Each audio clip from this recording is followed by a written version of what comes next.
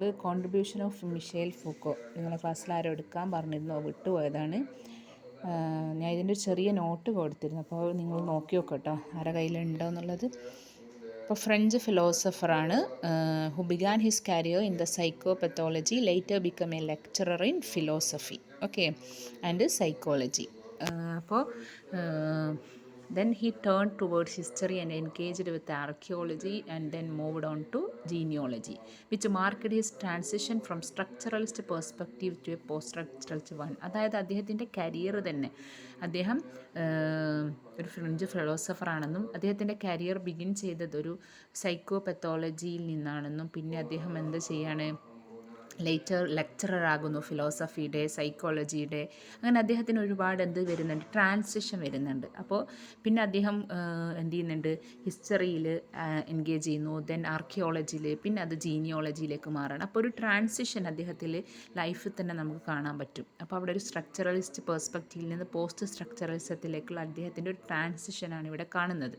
പിന്നെ അദ്ദേഹത്തിൻ്റെ ഐഡിയാസ് എന്നൊക്കെ പറയുന്നത് it is the outcome of the living in the post war France ആണ്, especially 1960s and 1970, that witnessed the emergence of existential phenomenology and Marxism as the two principal intellectual guiding principle. അദ്ദേഹത്തിൻ്റെ ഐഡിയാസൊക്കെ അദ്ദേഹം ജീവിച്ച ഒരു post വാർ ഫ്രാൻസിൻ്റെ ഒരു living influence, ഒരു outcome ആയിക്കൊണ്ട് നമുക്ക് അദ്ദേഹത്തിൻ്റെ വർക്കുകളിലൊക്കെ അദ്ദേഹത്തിൻ്റെ ഐഡിയാസ് റിഫ്ലക്റ്റ് ചെയ്യുന്നതായിട്ട് കാണാം. അതായത് 1960s ആൻഡ് 1970s ഉണ്ടാകുന്ന ഒരു മാർക്സിസ്റ്റ് ഫിലോസഫി, എക്സിസ്റ്റൻഷ്യൽ ഫിലോസഫിയുടെയൊക്കെ ഒരു ഇൻഫ്ലുവൻസ് അദ്ദേഹത്തിൻ്റെ വർക്കുകളിലും ഐഡിയാസിലും നമുക്ക് കാണാൻ പറ്റും. അദ്ദേഹത്തിൻ്റെ മേജർ വർക്ക്സ് ആണ് his mental illness and psychology is related to mental illness, human behaviour and personality. പിന്നെ അദ്ദേഹത്തിൻ്റെ പ്രിൻസിപ്പൽ വർക്ക്സ് ഇൻക്ലൂഡ് ചെയ്യുന്നതാണ് മാഡ്നസ് ആൻഡ് സിവിലൈസേഷൻ, പിന്നെ the archaeology of the knowledge, പിന്നെ discipline and punish and the history of sexuality. Okay, ഇത്രയുമാണ് അദ്ദേഹത്തിൻ്റെ മേജറായിട്ടുള്ള works എന്ന് പറയുന്നത്. അദ്ദേഹത്തിൻ്റെ വർക്ക്സ് ഒക്കെ set against the backdrop where there are widespread resentment against America's neo imperial policy overseas. അതായത് അദ്ദേഹത്തിൻ്റെ വർക്ക് സെറ്റ് ചെയ്തത് ഒരു സിറ്റുവേഷൻ, ഒരു ബാക്ക് ഡ്രോപ്പ് എന്നൊക്കെ പറയുമ്പോൾ നമ്മളറിയില്ലേ ആ ഒരു സമയം,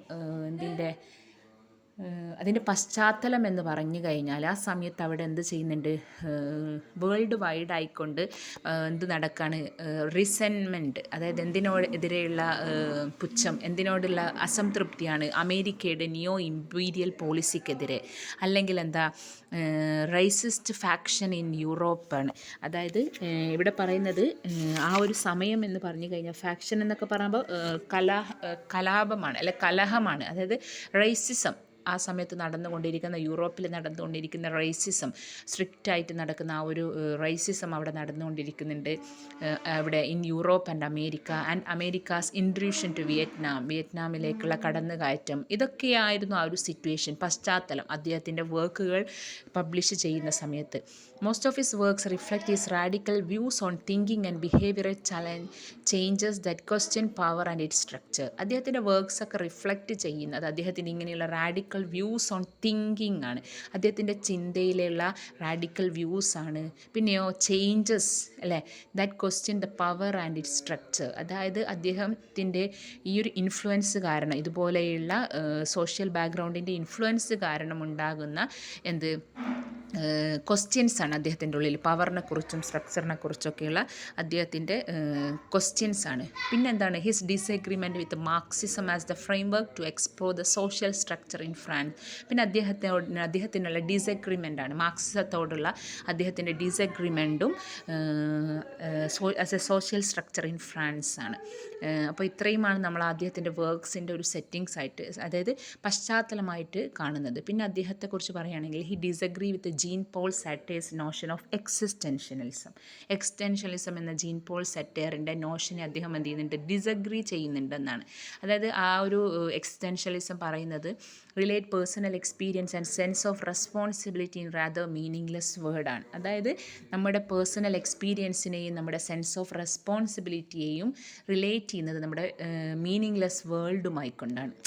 അതായത് ആ ഒരു മീനിങ്ലെസ് വേൾഡുമായിക്കൊണ്ടാണ് ഈ ഒരു എക്സിസ്റ്റൻഷ്യൽ ഫിലോസഫി ജീൻ പോൾ സാറ്റേറിൻ്റെ ഈ ഫിലോസഫി എന്ത് ചെയ്യുന്നത്, റിലേറ്റ് ചെയ്യുന്നതെങ്കിൽ ഇവിടെ he proposes the philosophy of concept to object Sartre's philosophy of consciousness. അതായത് നമ്മുടെ മിഷേൽ ഫൂക്കോ പറയുന്നത് ഇവിടെ ഒരു ആരെ എതിർത്തുകൊണ്ട്, ജീൻ പോൾ സാറ്റേറിനെ എതിർത്തുകൊണ്ട് അദ്ദേഹം ഒരു ഫിലോസഫി ഓഫ് കോൺസെപ്റ്റാണ് പറയുന്നത്. ഫിലോസഫി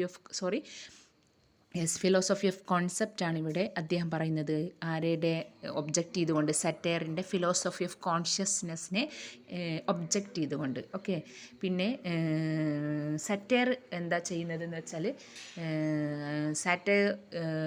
പോൾ സാറ്റയർ, അതായത് Jean Paul Sartre, he was engaged with the analysis of meaning ആണ് അല്ലേ. അതായത് മീനിങ്ലെസ് വേൾഡിൽ ഒരു ഹ്യൂമൻ ബീയിങ്സിന് പേഴ്സണൽ എക്സ്പീരിയൻസിന് ഉണ്ടാകുന്ന മീനിങ്ങിനെ കുറിച്ചാണ് അനലൈസ് ചെയ്യുന്നതെങ്കിൽ Foucault he focuses on the analysis of a system ആണ്. അതായത് ഹിയർ ഹി അനാലിസിസ് ദ സിസ്റ്റത്തിനാണ് ഇമ്പോർട്ടൻ്റ് കൊടുക്കുന്നത് Foucault, rather than the meaning. Okay.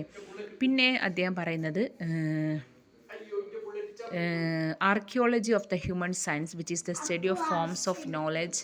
പിന്നെ വേറൊന്നുള്ളത് അദ്ദേഹത്തെക്കുറിച്ച് പറയുകയാണെങ്കിൽ, during the structuralist phase of his career he associated with Roland Barthes, Derrida, Althusser, Julia Kristeva among others, and together they became the part of the ടെൽക്യുവൽ ഗ്രൂപ്പാണ്. അതായത് അദ്ദേഹം സ്ട്രക്ചറലിസത്തിൽ നിന്ന് post സ്ട്രക്ചറലിസത്തേക്ക് മാറുകയാണ്. അപ്പോൾ അദ്ദേഹത്തിൻ്റെ സ്ട്രക്ചറലിസത്ത് ഫേസിൻ്റെ സമയത്ത് അദ്ദേഹം റൊലാൻ ബാത്തുമായിട്ടും ദെറിദയും അൽത്താസർ, ജൂലിയ ക്രിസ്റ്റേവ അങ്ങനെയുള്ള ആൾക്കാരുമായിക്കൊണ്ട് അദ്ദേഹം ഒരു ഗ്രൂപ്പ് തുടങ്ങിയിട്ടുണ്ട്. അതിൻ്റെ പേരാണ് ടെൽക്യുവൽ ഗ്രൂപ്പാണ്. ടെൽക്യുവൽ എന്ന് പറഞ്ഞാൽ ഒരു ജേണലാണ്. That was published in 1960 to 1970s ആണ്. Concentrated on structuralist and post structuralist notion of language and writing ആണ്. അതായത് ടെൽക്യുവൽ എന്ന് പറയുന്ന ആ ഒരു ജേണൽ ൻ്റെ ഭാഗമായിക്കൊണ്ട് അവർ തുടങ്ങിയ ഗ്രൂപ്പാണ് ടെൽക്യുവൽ ഗ്രൂപ്പാണ്.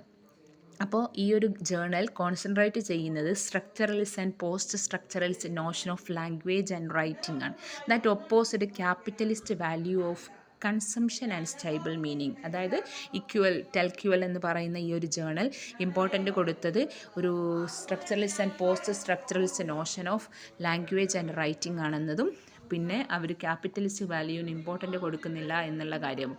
പിന്നെ അദ്ദേഹത്തിൻ്റെ ഹിസ്റ്ററി ഓഫ് സെക്ഷുവാലിറ്റിയിൽ he contains that power has to be enacted or performed continuously rather than be achieved ആണ്. അദ്ദേഹം പവറിനെ കുറിച്ച് പറയുന്നത് it could be enacted and performed continuously rather than be achieved എന്നതാണ്.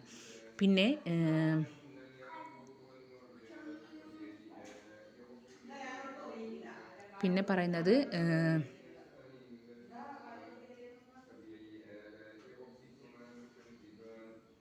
പിന്നെ അദ്ദേഹത്തിൻ്റെ ട്രൂത്ത് ആൻഡ് പവർ എന്ന വർക്കിൽ he denies that revolution guarantees freedom from oppression ആണ്. പിന്നെ അദ്ദേഹത്തിൻ്റെ ആ ഒരു ബുക്കിൽ ഡിനൈ ചെയ്യാണ് റെവല്യൂഷൻ എന്ത് ചെയ്യും, ഇറ്റ് വുഡ് ഗ്യാരണ്ടി ഫ്രീഡമാണ്. അതായത് എന്താ പറയുക, റെവല്യൂഷൻസ് നമുക്ക് ഫ്രീഡം ഗ്യാരണ്ടി ചെയ്യും. എവിടെ നിന്ന്? ഒപ്രഷനിൽ നിന്നും. അതുമാത്രമല്ല ഒരു ചലഞ്ച് ചെയ്യും, ബൂഷ പവറിനെ ചലഞ്ച് ചെയ്യും എന്നൊക്കെയുള്ള കോൺസെപ്റ്റിനെ അദ്ദേഹം എന്ത് ചെയ്യുന്നുണ്ട്, ഡിനൈ ചെയ്യുന്നുണ്ട് അദ്ദേഹത്തിൻ്റെ ട്രൂത്ത് ആൻഡ് പവർ എന്ന് പറയുന്ന ഈ ഒരു ടെക്സ്റ്റിൽ. Okay. French revolution is the classical example of that changed system of government എന്നോടെ അദ്ദേഹം അതിൽ ആഡ് ചെയ്യുന്നുണ്ട്. പിന്നെ അദ്ദേഹത്തിൻ്റെ ബാക്കി ഇത്രയുമാണ് മേജറായിട്ട് പറയാനുള്ളത്.